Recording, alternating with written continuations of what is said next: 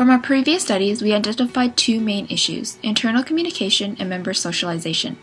We conducted a participatory workshop to incorporate our social group into our design process, to explore possible interface functions, forms, and to outline specific needs that yet to be addressed by our low-fidelity prototype.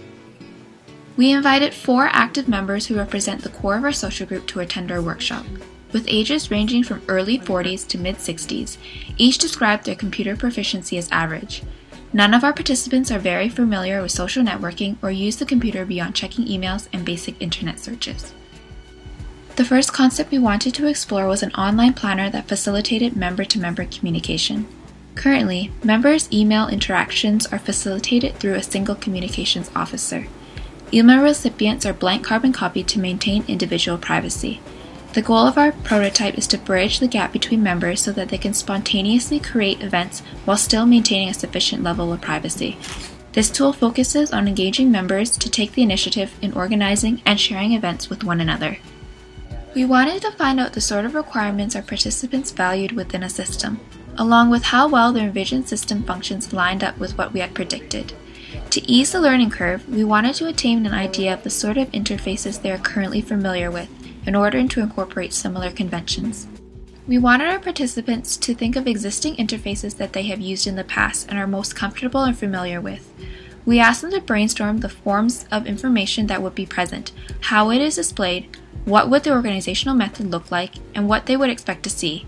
With this in mind, we instructed them to generate a list of functional requirements for an interface that they would later use in Part 2.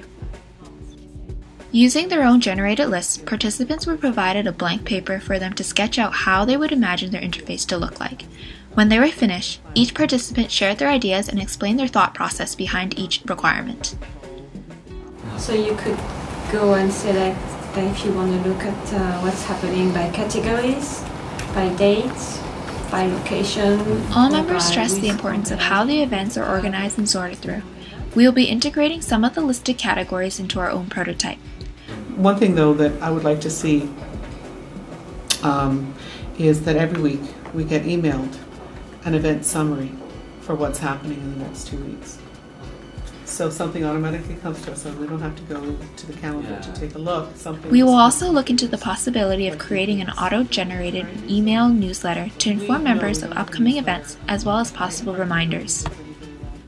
During the time between meetings, one is not able to quickly attain feedback on their photos and techniques. Furthermore, when they do meet, the critique is limited in time and is undocumented. Thus, we wanted to provide a space for the members to quickly attain feedback or facilitate a place to continue discussion. In this second exercise, we provided the group with a photograph and conducted a group critique as though they were in one of their monthly meetings. Members were encouraged to comment verbally. We then provided a secondary photograph and a laptop for them to comment on the image within an online system. We wanted our participants to compare and reflect upon the two critiquing methods. We later followed up with a semi-structured interview.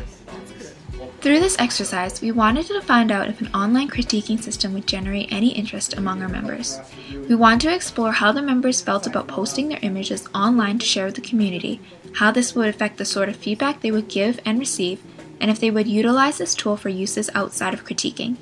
This also gave the participants an opportunity to voice their concerns and worries. Only if people must leave their real name, right? And it's members. Yeah. Participants voiced their concerns about the quality of feedback. Members are reminded to remain objective with their comments during the meetings and to refrain from distasteful comments. This may be harder to control online. The part of the critique I like the most is probably when you get something that's very original and you get a reaction. Yes, listen to the people. More than the critique. You go, wow, feel the reaction. The most critical feedback that we obtained was how online critiquing methods lacked the emotional connection with other members.